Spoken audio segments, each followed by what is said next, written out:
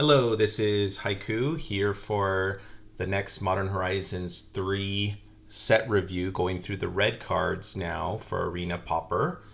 Again, reminder, if you're looking to play more Pauper on Arena, come join our Discord down below.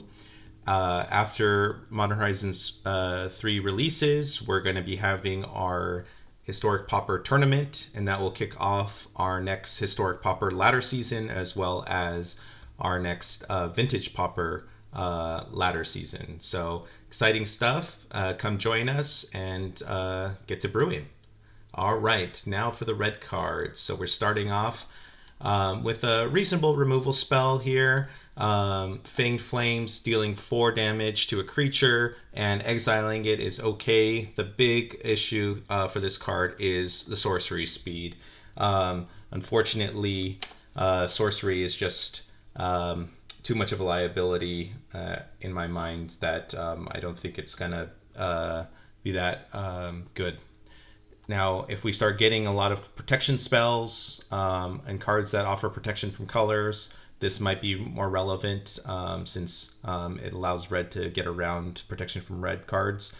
But red just has so much better removal that can go face and go to creatures and stuff that I don't think this is going to be playable.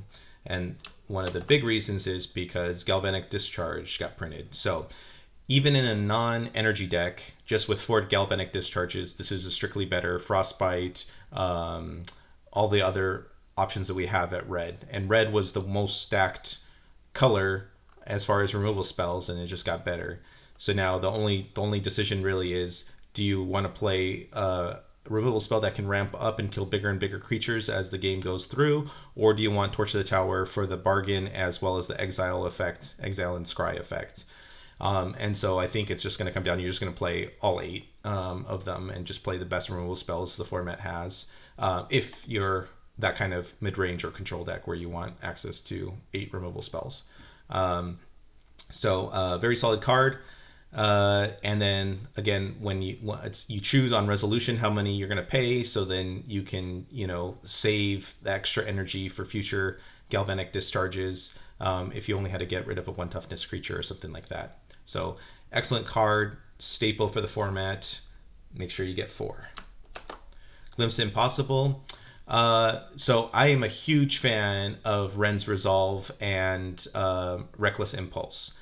This card, I originally read it and I thought it was till the end of the next turn, but this is the next end step. So you only get that turn to cast it, and you don't have the tokens to cast the card that you hit. So this has to be like a really large red deck.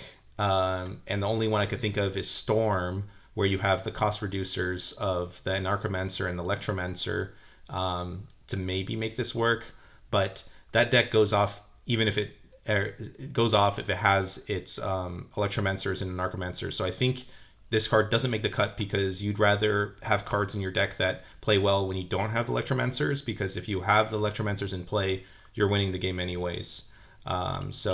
Interesting card. Love the artwork, but I don't think this is going to see play. Originally was hyped about it, but I assumed to come down on it. Infernal Captor. A lot of people are talking about some cool things you could do with this. I don't think it's there, unfortunately. Just too much cost, and then you always need a little bit of extra mana to do something with it. Just not there. Inventor's Axe. Inventor's Axe is going to be a solid Bone Splitter variant for red decks. So red is the color of equipment matters. It's also going to be the color of affinity. So this is going to be really good in any kind of affinity deck that's low to the ground with a lot of creatures, which is going to be a lot of them now. We'll go through the multicolored cards. We'll talk about that. And then the great part is it's an equipment, but it's also a surprise combat trick. It's less likely to be relevant. There's not a lot of playable first strikers, but there's still some that are in red that would love a +2/+0 first strike. And then after that creature dies, you still get to re-equip this, or you can use that energy for something else like Jolted Awake or anything else. So very, very solid card. It's probably not going to be played as a 4 of. It's kind of difficult to justify an equipment by itself. But we have a lot of value creatures between the Throbbins and the Voldaren Epicure that just they're just 1 mana 1/2s or 1/1s that give some value, and then you can make them really relevant creatures by attaching this to them, and then get the other value later on. So nice beatdown card for affinity decks, equipment decks, even like red aggro decks like Tomb Raider decks are going to want this kind of effect too. So solid card. I think it's going to see main deck play, but maybe not as a 4 of. I think you probably have to only play like 2, maybe even 3. Molten Gatekeeper. This card, 3 mana, 2/3, and then it has the effect of whenever you have a creature enter the battlefield, you can deal 1 damage. There's no limit to how many times this can happen, which is wonderful. But the big benefit of this card is Unearth. So now all the combo decks can use this as their finisher.